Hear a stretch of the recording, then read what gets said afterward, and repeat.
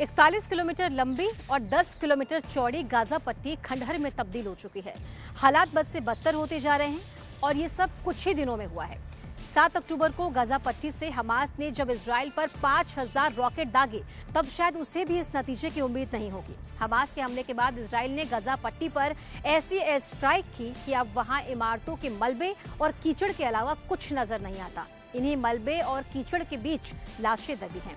और साल 2021 में संयुक्त राष्ट्र के महासचिव एंटोनियो गुटेरेस ने गाजा पट्टी को धरती का जहन्नुम कहा था और अब ये सचमुच किसी जहन्नुम से कम नहीं। दोनों पक्षों के स्वास्थ्य अधिकारियों द्वारा जारी आंकड़ों के मुताबिक फिलिस्तीन इजराइल युद्ध में 9500 से ज्यादा मौतें हो चुकी हैं। गाजा स्थित स्वास्थ्य विभाग ने रविवार सुबह कहा कि 7 अक्टूबर को संघर्ष शुरू होने के बाद से गाजा पट्टी में 8000 से ज्यादा लोग मारे गए।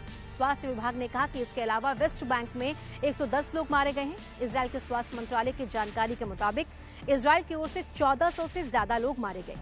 विश्व स्वास्थ्य संगठन के मुताबिक हर व्यक्ति को अपनी जरूरतें पूरी करने के लिए हर दिन कम से कम 15 लीटर पानी चाहिए, लेकिन गाजा में तो लोगों के पास पीने तक के लिए पानी नहीं है, तो बाकी जरूरत के लिए क्या ही कहा जाए।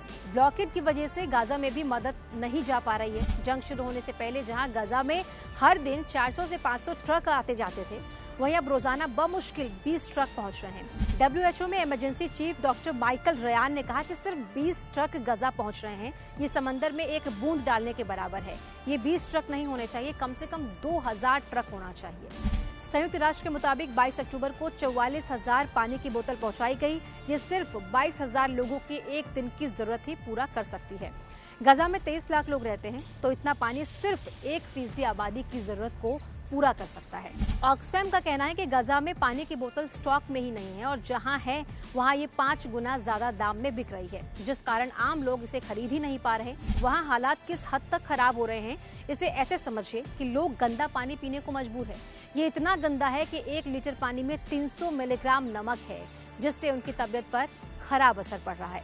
जब से जंग शुरू हुई है, तब से ही ईंधन की कमी बड़ी समस्या बन गई है। संयुक्त राष्ट्र के मुताबिक पहले हर दिन 780 ट्रक ईंधन लेकर गाजा पहुंचते थे, लेकिन अब सब ठप है। जंग शुरू होने के बाद से अब तक 35 अस्पतालों में से 12 और 72 हेल्थ क्लिनिक्स में से 46 बंद हो गई है और जो चल रही है वहां भी कुछ ही दिनों का ईंधन बचा है।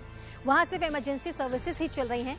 विश्व स्वास्थ्य संगठन का कहना है कि गाजा में ईंधन की सख्त जरूरत है, क्योंकि बगैर इसके अस्पतालों में ना तो बिजली होगी और ना ही साफ पानी।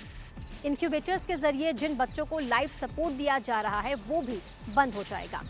7 अक्टूबर से अब तक 14 लाख से ज्यादा लोग अपने घर छोड़कर रिलीफ कैंप में रहने को मजबूर हैं। इनमें से करीब 6 लाख लोग संयुक्त राष्ट्र के कैंप में रह रहे हैं। वहीं 1 लाख से ज्यादा लोग स्कूल, अस्पताल, चर्च में रह रहे हैं। गाजा में संयुक्त राष्ट्र के प्रतिनिधि समीर अब्देल जाबेर ने इसे बुरा सपना बताया। उन्होंने कहा कि गाजा के लोगों के लिए ये बुरे सपने की तरह है और उनके पास इससे जागने का कोई रास्ता नहीं है।